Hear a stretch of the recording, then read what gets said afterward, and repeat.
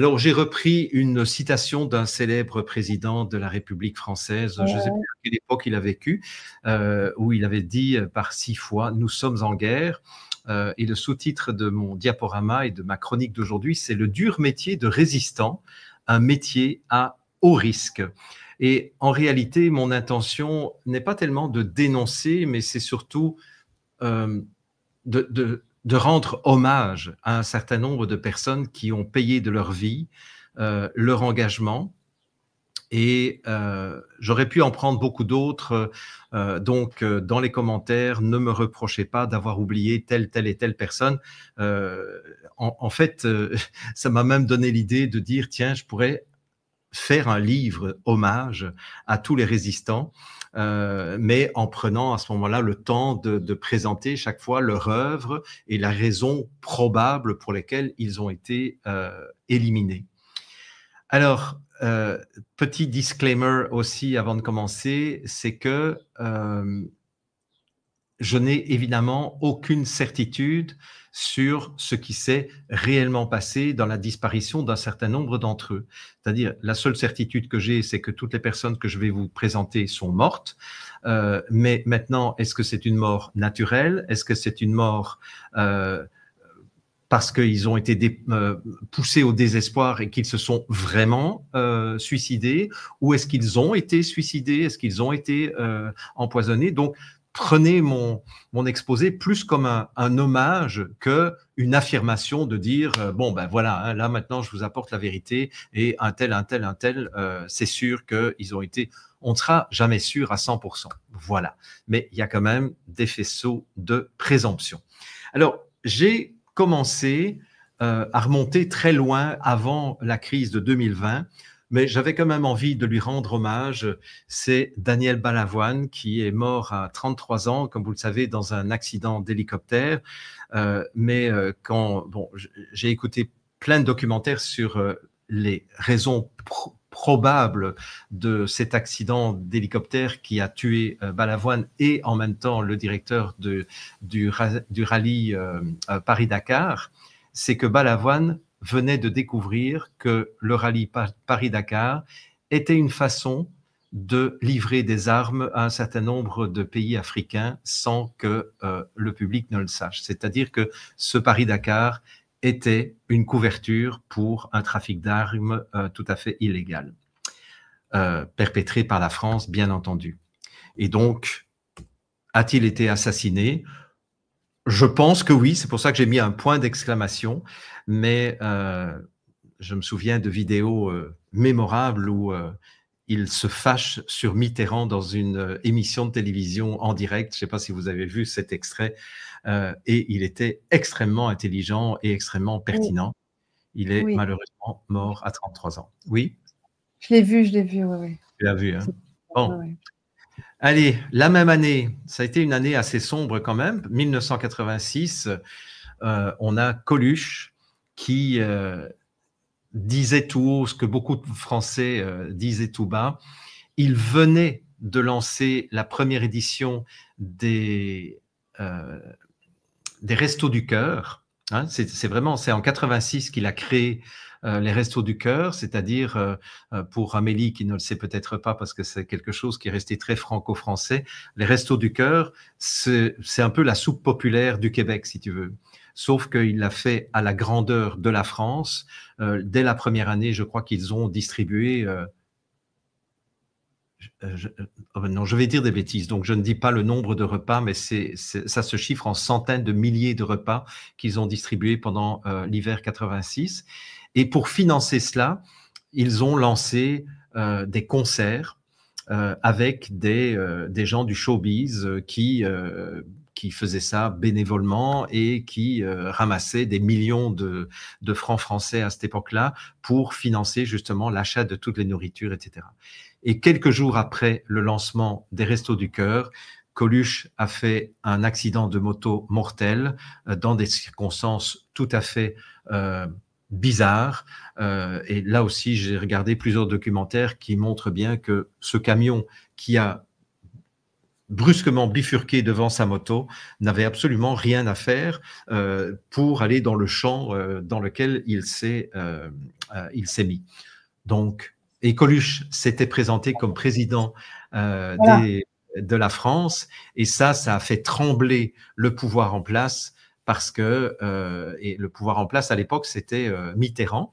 Donc, c'était pratiquement à la veille du renouvellement du deuxième mandat de Mitterrand, puisqu'il a été élu en 81 pour 7 ans, donc jusqu'en 88, et les intentions de vote des Français étaient quand même très inquiétantes à l'égard de Coluche. Et donc, a-t-il été assassiné? Je pense que oui, mais en tout cas, je voulais lui rendre hommage pour tout ce qu'il a fait et tout ce qui a suivi sa mort au niveau des Restos du Cœur. Et un grand merci à Jean-Jacques Goldman qui a repris la responsabilité des Restos du Cœur pendant 30 ans. Alors lui, vous le connaissez probablement moins. J'ai eu la chance de le rencontrer personnellement en 2009 au moment de la grippe H1N1, enfin de cette pseudo-pandémie de H1N1. C'est un docteur en médecine de la province d'Ontario au Canada, Andrew Moulden. Et cet homme avait démontré, avec toute une série de preuves tout à fait indiscutables, que tous les vaccins, sans exception, détruisaient et blessaient le système nerveux des enfants et des adultes. À partir de 2009, lorsqu'il a pris des positions contre les vaccinations H1N1, il a été rayé de l'ordre des médecins. Il a continué ses recherches de façon autofinancée pour amener quelque chose qui allait, disait-il, mettre par terre l'industrie de la vaccination. Et il a eu la très mauvaise idée un samedi soir d'appeler son ami en disant « Ça y est, j'ai fini toute la rédaction de toutes mes études et ça va être la fin de l'industrie pharmaceutique ». Le lendemain matin, dimanche matin, il est parti à la ville à quelques kilomètres de chez lui pour aller acheter des petits croissants pour fêter ça, j'imagine. Et on a retrouvé sa voiture sur le chemin du retour avec les croissants sur le siège du passager et lui suicidé dans un champ. Alors la question que je vous poserai, c'est est-ce que quand vous avez l'intention de vous suicider, vous allez acheter des petits pains juste avant? Et en plus, quand vous venez de terminer une recherche qui vous a pris une dizaine d'années et que vous avez enfin fini et que vous allez la publier, est-ce que vous êtes dans une énergie de suicider? Donc, il a été suicidé avec ses croissants. Alors, quelqu'un que vous connaissez, bien entendu, Corinne Gouget, qui a milité beaucoup sur tous les dangers des colorants artificiels dans l'alimentation, etc. Ça a été vraiment le combat de sa vie. Et bien entendu, à un moment donné, elle prenait trop de place, elle devenait trop populaire. Et elle s'est suicidée sous un train. Mais à nouveau, je vais vous poser une question. C'est quand vous avez l'intention de vous suicider, est-ce que vous prenez vos valises avec vous? Parce que ces valises étaient sur le quai. Vous savez, si j'ai l'intention de me suicider, je ne vais pas prendre mes valises, je ne vais pas aller acheter des petits pains. Voilà. Mais on privilégie la thèse du suicide. Hein, c'est toujours ce qu'on voit dans les articles. Hein. J'ai lu rapidement un certain nombre d'articles et toujours la thèse du suicide est privilégiée. C'est toujours la même phrase en plus. C'est des copier-coller qu'ils font d'une fois à l'autre. Claire Sévrac, bien entendu, 3 années après, non, 1 année après Corinne Gouget, donc en 2016, qui, elle, a dénoncé les chemtrails, a dénoncé les vaccinations, a dénoncé la guerre secrète contre les peuples, etc. Elle avait été menacée par des hommes en noir qui étaient venus 6 mois avant, enfin 5 mois avant, au mois de juillet, où il lui avait dit, bon, ben, vous arrêtez maintenant parce que sinon ça va aller mal pour vous. Elle avait ricané. Quelques jours plus tard, ces 2 grands chiens étaient tués par empoisonnement. Donc, elle a compris que les menaces étaient quand même tout à fait réelles. Elle était en pleine forme jusqu'aux alentours du 15 décembre et le 25 décembre, elle mourait d'un empoisonnement. Et donc, en fait, ça, je le tiens de gens qui étaient très proches de Claire Séverac, dont Sylvie Simon, qui m'a confirmé que la thèse de la mort suite à une longue maladie, hein, ça c'est ce que les médias officiels ont dit, c'est qu'elle était morte suite à une longue maladie, alors que quelques jours avant, elle pétait encore la forme. Et en réalité, c'était un empoisonnement comme l'empoisonnement de ses chiens. Donc, depuis septembre. Comment? Elle avait quand même, elle avait, me semble-t-il, un cancer je crois, de l'œsophage, justement après l'empoisonnement, depuis septembre. Hein. C'est ça que j'avais compris, moi. Ok, alors mais en tout cas, empoisonnement, c'est ma thèse hein, aussi. Très bien. Ouais. Merci pour cette précision, parce que je pensais que c'était plus court que ça, mais effectivement, et l'empoisonnement au polonium aussi, c'est 2-3 mois, ouais. Effectivement. Ouais. Voilà, grand hommage à Claire Séverac, et je recommande vraiment la lecture de ces 2 livres, hein, le complot mondial contre la santé et la guerre secrète contre les peuples, parce que en 2015-2014, elle avait déjà vu tout ce qui était en train de se préparer, et elle avait tout à fait raison. Alors, Karim Ulysse, l'inventeur de la PCR, qui, je le rappelle encore une fois, n'est pas un test, mais simplement un processus d'amplification, grand ennemi juré pendant toute sa vie d'Anthony Fauci, puisque Anthony Fauci utilisait déjà la PCR pour essayer de prouver que le sida était une maladie sexuellement transmissible, et que le sida, que la séropositivité était le préambule du sida. Donc Karim Ulysse a toujours été un grand adversaire de Anthony Fauci. Il est mort à 74 ans, pardon. Donc là, je n'affirmerai pas qu'il a été tué, qu'il a été éliminé. Simplement, j'ai trouvé que sa mort était opportune en 2019, puisque eux savaient déjà en 2019 qu'ils allaient mettre en place une pseudo-pandémie à partir de fin 2019, début 2020. Donc, certains lanceurs d'alerte disent qu'il a été assassiné. Je n'irai pas jusque-là, mais en tout cas, je tenais à lui aussi rendre hommage, parce qu'il a osé parler à l'époque du sida, de l'imposture du sida, de ce qu'il en était. Alors, quelqu'un dont j'ai recherché pendant plusieurs jours le nom, et heureusement je l'ai retrouvé aujourd'hui, c'est Brandy Vaughan, 2020. C'est une femme qui avait travaillé chez Merck, et elle avait contribué à la commercialisation du Vioxx. Et le Vioxx, c'est ce fameux médicament dont Merck s'était rendu compte très rapidement qu'il tuait des gens, purement et simplement. C'est des centaines de milliers de personnes qui sont mortes des traitements au Vioxx, et Merck a retardé le plus longtemps possible l'information comme quoi il y avait des morts en rafale à cause du Vioxx, en se disant on va engranger un maximum de bénéfices avec la vente du Vioxx, et de toute façon, les indemnités que nous allons devoir payer ne seront qu'une petite partie des bénéfices que nous aurons faits en tuant quelques centaines de milliers de personnes. Et finalement, effectivement, pour la petite histoire, je crois que Merck a été condamné à 2 milliards d'indemnités, mais je crois qu'ils avaient engrangé 15 à 20 milliards grâce au Vioxx. Donc finalement, c'était un excellent calcul. Je ne vous garantis pas les chiffres exacts, mais je sais que la proportion était assez importante. Et donc, Brandy Vaughan, lorsqu'elle s'est rendue compte de à quoi elle avait participé, a démissionné de Merck. Et quand la pseudo-pandémie est arrivée, elle a parlé, et elle s'est surtout battue contre le projet de vaccination des enfants et des adolescents. Et elle a été retrouvée morte. Elle a été retrouvée par son fils, d'ailleurs. Je crois que son fils avait 9 ans, quelque chose comme ça. Et la thèse de l'assassinat est probable, mais en tout cas, hommage à elle aussi, parce que moi, j'avais été très impressionné par les interventions qu'elle avait faites sur les réseaux pendant l'année 2020. Alors, Serge Rader, que Chloé, je pense, a connu aussi. Et, tu l'as connu, toi, Serge ? Je ne l'ai pas rencontré, mais on devait se rencontrer, oui. Ouais, c'est ça. Moi, j'ai eu l'occasion de parler à plusieurs reprises. C'était un moulin à paroles absolument infernal. Quand il commençait à parler au téléphone, il était tellement passionné par ce qu'il défendait comme cause qu'il n'y avait pas moyen de l'arrêter.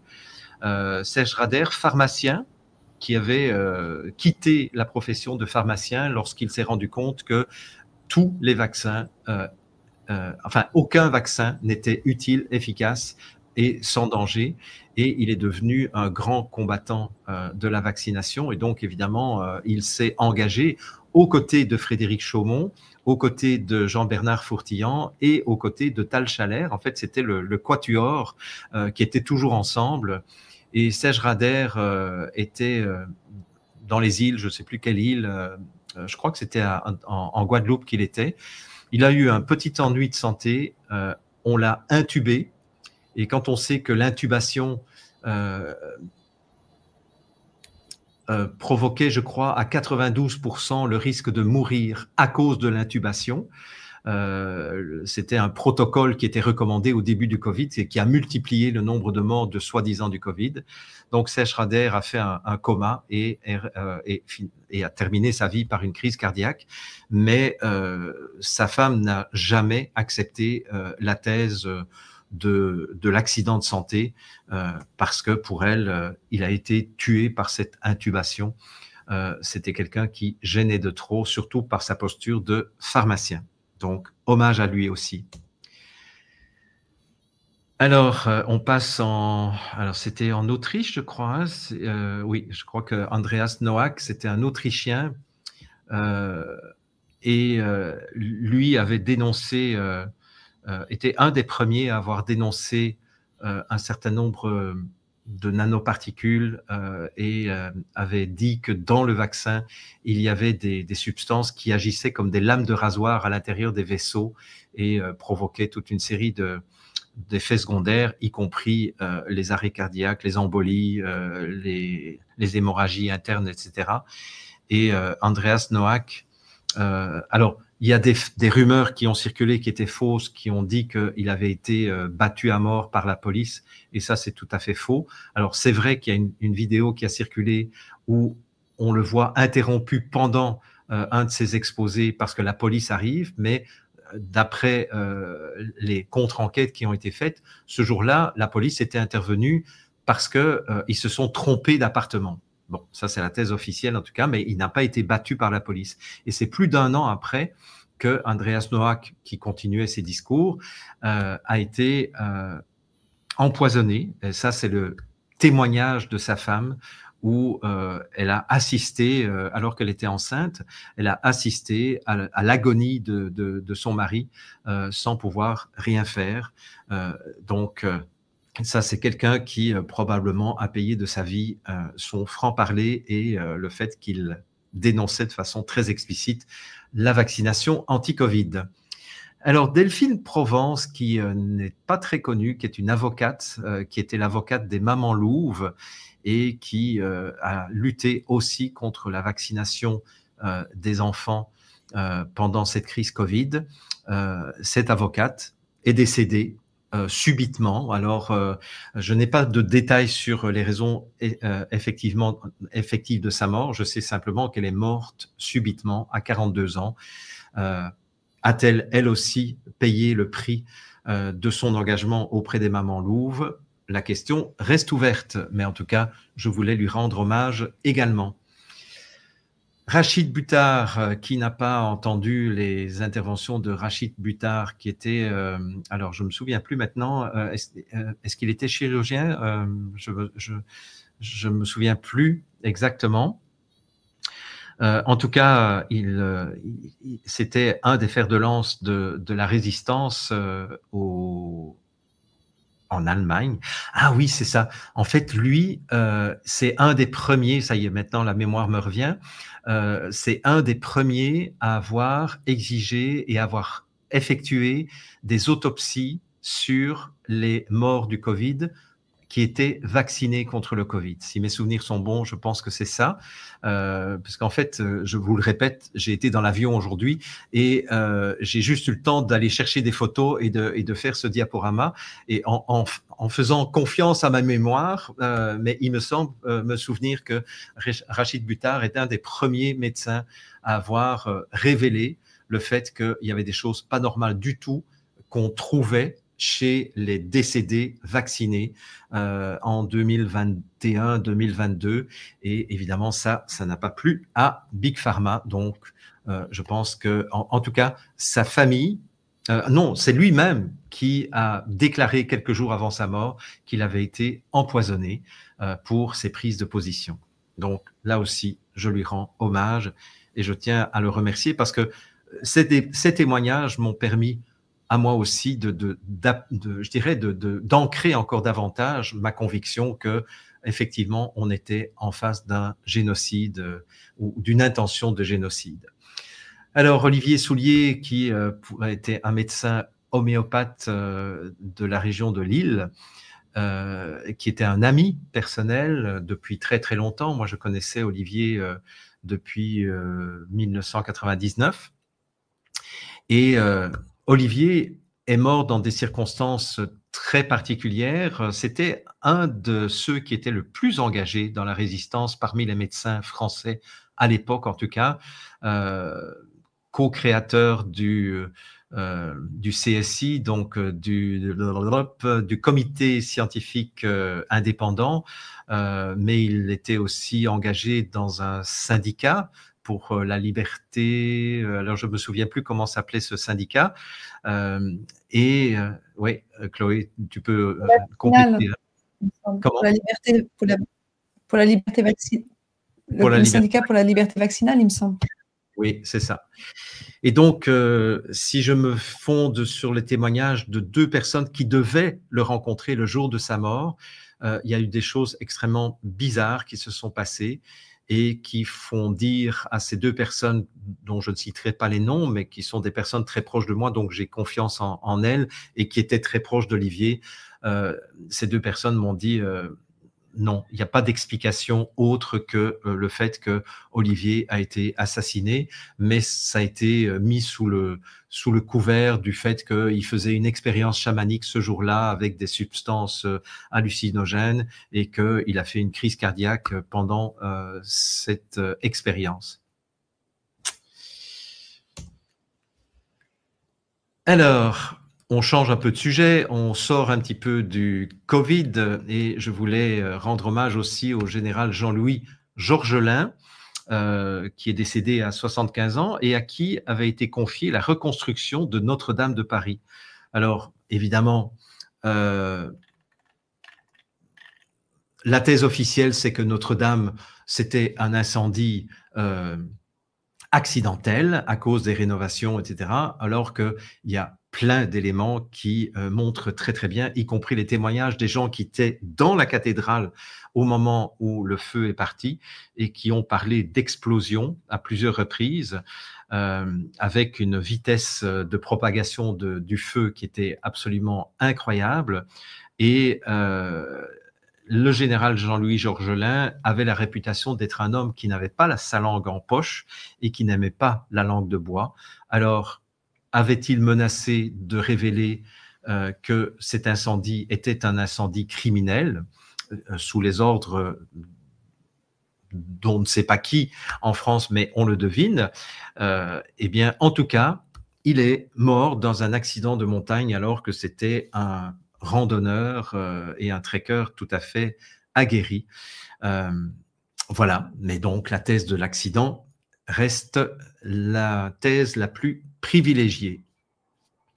Michel Rivasi, doit-on encore la présenter, député européen, écologiste, grand défenderesse des libertés vaccinales, etc. Ça a été vraiment son cheval de bataille. Elle était sur le point d'introduire des dossiers très embêtants, je dirais, pour le pouvoir européen en place. Et elle est décédée alors qu'elle avait l'air en assez bonne santé. Elle est décédée brutalement à l'âge de 70 ans. Donc, j'ai mis un point d'interrogation parce que, bon, on ne peut pas affirmer qu'elle a été assassinée, mais c'est quand même bizarre. Christophe Chalencon, un des grands leaders de Gilets jaunes, lui, il est mort à 58 ans d'un cancer et je pense que ce cancer a été déclenché par le fait qu'il a fait 8 mois de prison ferme en 2023. Je ne sais pas si vous vous souvenez de cela, parce qu'il avait appelé la population à se soulever contre le pouvoir et donc il a été accusé par Gabriel Attal, par Macron, etc., d'avoir incité au meurtre les représentants de la République. Et donc, il a fait 8 mois de prison ferme pour juste avoir invité le peuple français à se soulever. Et connaissant les travaux du docteur Hammer, je peux dire que probablement que son cancer est le résultat de cette injustice et ce procès politique. D'ailleurs, le jour de son procès, il a applaudi le tribunal lorsqu'il a été condamné à 8 mois de prison en disant bravo pour ce procès politique. Il y a des gens qui font des choses bien plus graves que moi et qui ne feront jamais de prison. Suivez son regard.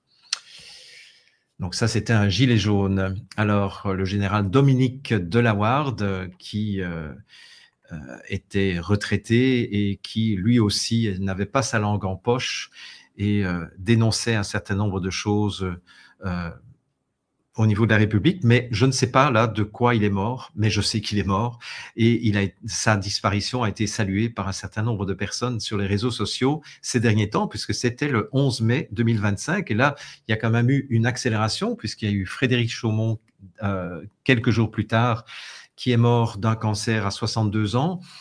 Est-il mort parce qu'on a induit son cancer à distance, puisque aujourd'hui on sait que les agences de services secrets sont capables de déclencher des maladies graves à distance avec des armes psychotroniques, ou est-il mort parce qu'il a été trahi, et entre autres par Jean-Bernard Fourtillan, et que donc c'est quelque chose qu'il n'a jamais avalé, parce que je rappelle qu'il est mort d'un cancer de l'œsophage, je n'en sais rien, mais en tout cas, je tenais à lui rendre hommage et merci à Chloé d'avoir été présente, d'avoir été parmi les rares présents à ses funérailles, parce que tu me disais, Chloé, qu'il y avait très peu de personnes à son enterrement, c'est ça, hein? Ouais, une trentaine, maximum 40. Mais ouais. Et je trouve ça vraiment triste parce que c'est quelqu'un qui a énormément donné de sa personne pendant les dernières années. Avec toutes les émissions, tout son soutien pour Jean-Bernard Fourtillan aussi. J'avais eu des conversations avec lui lorsque Jean-Bernard ne voulait plus entendre parler ni de Tal Chalère, ni de Frédéric Chaumont. Et Frédéric se sentait très meurtri par ce qu'il considérait comme une trahison. Voilà. Est-ce cela la cause de son cancer? J'aurais tendance à le croire, mais on ne sait jamais. Il y a aussi des harcèlements judiciaires étatiques. Oui, aussi. Il est en contrôle judiciaire depuis 2 ans, 3 ans. Exactement, exactement. Je rappelle que j'ai fait un cancer en 1997 après avoir découvert brutalement que j'étais sous écoute téléphonique depuis 3 ans et que les services secrets belges avaient infiltré mes conférences, avaient infiltré mes séminaires, avaient relevé les numéros de plaque de toutes les personnes qui venaient faire des séminaires chez moi. Et un jour, l'inspection spéciale des impôts a débarqué avec un dossier épais comme ça, où ils savaient tout sur moi et ils ont contrôlé de fond en comble la comptabilité de mon entreprise. Manque de peau pour eux. Je n'avais rien fraudé, donc ils sont repartis, mais moi, j'en ai fait un cancer. Donc, effectivement, le harcèlement administratif peut détruire quelqu'un. Alors, Éric Denessé, ancien des renseignements généraux. Alors, ce qui est intéressant avec lui et avec la personne suivante, il est mort donc le 9 juin 2025, donc vous voyez, ça c'est vraiment accéléré. Lui venait de... Donc il était le fondateur du Centre français de recherche sur le renseignement, CF2R. Il publiait régulièrement des articles assez critiques sur le rôle du renseignement dans la démocratie française, etc. Et il avait participé à des émissions en avril-mai où il critiquait ouvertement la politique d'Emmanuel Macron et de son gouvernement. Et il est mort le 9 juin. On l'a retrouvé, en tout cas, suicidé dans sa voiture avec un fusil de chasse à côté de lui. Et personne dans sa famille ne croit à la thèse du suicide. D'autant plus que c'était un homme qui était très actif. Il avait plein de projets. Et entre autres, il était en train de travailler aussi sur une enquête approfondie concernant le rôle d'Emmanuel Macron et de tous ses complices dans la vente de... Alstom. Oui, c'est ça, Alstom, voilà. J'avais un trou de mémoire, je suis un peu fatigué. Voilà, et donc il s'est suicidé alors qu'il avait plein de projets. Il dirigeait le Centre français de recherche sur le renseignement. Quelqu'un qui est en pleine action, c'est rare, c'est vraiment rarissime qu'il soit dans une énergie de suicide. Et encore plus curieux, Olivier Marleix, qui était député, lui, lui aussi a été retrouvé suicidé quelques jours plus tard, le 7 juillet, et lui aussi était en train il venait de terminer la relecture d'un livre qui était à paraître au mois d'octobre 2025 sur l'affaire donc Alstom, et donc toutes les complicités qui avaient été mises en place et tous les,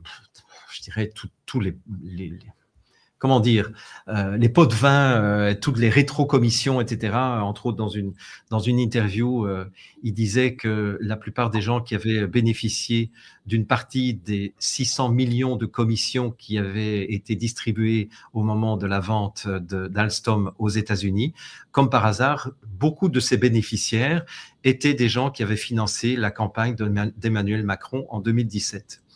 Donc, c'est intéressant. Et tout ça se trouvait dans son futur livre. Vous savez, quand vous venez de relire la dernière épreuve de votre livre, est-ce que c'est à ce moment-là que vous décidez de vous pendre dans votre maison? Je pose la question. Mais j'ai écrit plusieurs livres, j'ai écrit 10 livres. Je peux vous dire que lorsque je suis à la dernière lecture de mon livre, je suis vraiment aux antipodes d'une volonté et d'une envie de me suicider. Et je terminerai ma chronique en hommage en rappelant qu'il y a des pièges. Alors, Amélie parlait des pièges de l'attente, mais il y a aussi un nouveau piège qui existe depuis 2020 d'ailleurs, qui est l'invasion des fausses nouvelles mises en place par le pouvoir lui-même pour discréditer les lanceurs d'alerte. Et moi-même, je me suis fait avoir une ou deux fois où j'ai relayé une information qui était totalement fausse, mais qui avait été mise en place pour justement discréditer les lanceurs d'alerte.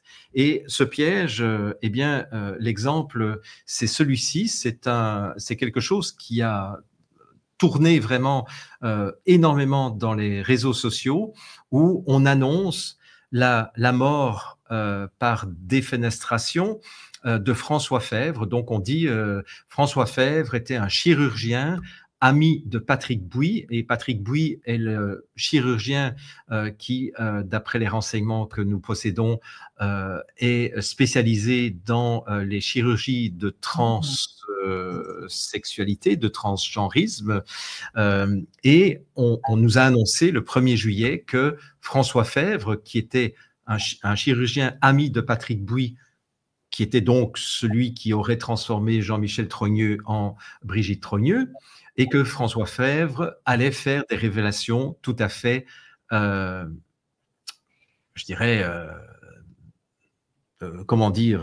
explosives, et avec des preuves de la transsexualité ou la transidentité de Brigitte Macron. Bien. Et ça a circulé sur les réseaux sociaux. Moi, j'avais vu passer ça. Bon, comme j'avais aucune information, je n'avais pas relayé, mais au départ, j'y ai cru. Mais c'était faux. C'était complètement faux. Richard Boutry est un de ceux qui a relayé, mais lui, c'est encore plus pervers parce qu'il en parle comme s'il connaissait François Fèvre. Enfin, j'ai réécouté l'intervention de Richard Boutry, hein, François Fèvre, un médecin qui était très engagé, etc., etc. Je ne sais pas où il a été chercher ça parce que ce François Fèvre n'a jamais existé.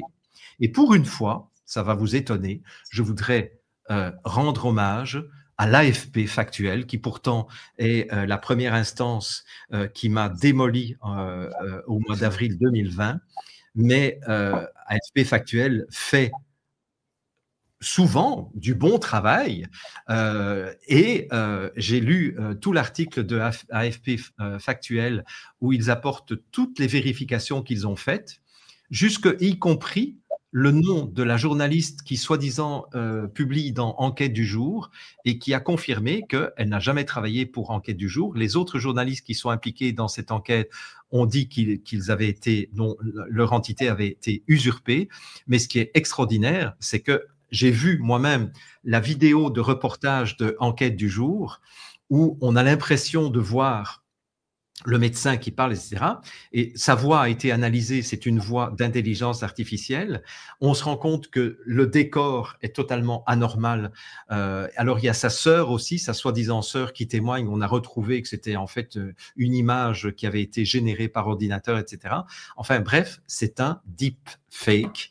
Et je dirais, faisons attention lorsque nous relayons des informations. Si nous n'avons pas étudier le dossier à fond, il vaut mieux s'abstenir parce que ça, c'est une excellente façon de discréditer les lanceurs d'alerte que nous sommes et ça fait des points en moins que nous gagnons, je dirais, dans cette guerre de l'information. Voilà, donc pour une fois, je rends hommage à l'AFP factuel, même s'ils sont à l'origine de beaucoup de mes malheurs. Voilà, mes amis.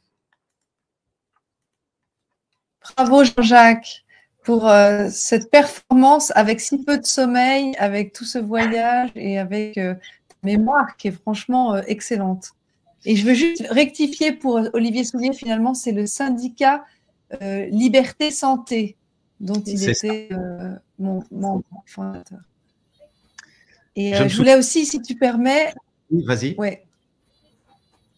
Aussi rendre hommage à mon tour à François de Cibantal, oui, qui est mort le 26 juin 2024 et qui a, entre autres, participé au documentaire Les Survivantes, qui décrivait, qui était donc banquier chez Crédit Suisse, entre autres de ses nombreuses casquettes, qui avait dénoncé la création monétaire, les fraudes électorales et la pédocriminalité de réseau, parce qu'il racontait avoir été invité à une messe de minuit avec ses collègues banquiers chez un des banquiers privés dans sa résidence et qui avait présenté sa fille en pâture aux invités et qui était sorti dégoûté. Et voilà. Bref, il a été plusieurs fois empoisonné et il est mort donc l'année dernière. Donc, grand hommage à ce grand homme que j'ai connu assez bien, même très bien. Voilà, pour rajouter à ta liste.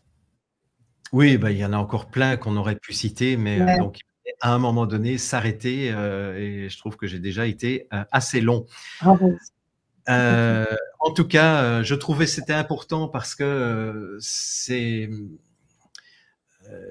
peut-être que les gens ne se rendent pas toujours compte que la posture que nous avons adoptée, que ce soit Chloé, Salim, Amélie, moi et plein d'autres, c'est quand même une posture qui n'est pas très confortable et où nous prenons des risques. Mais je tenais vraiment à rendre hommage à ceux qui ont payé de leur vie cet engagement.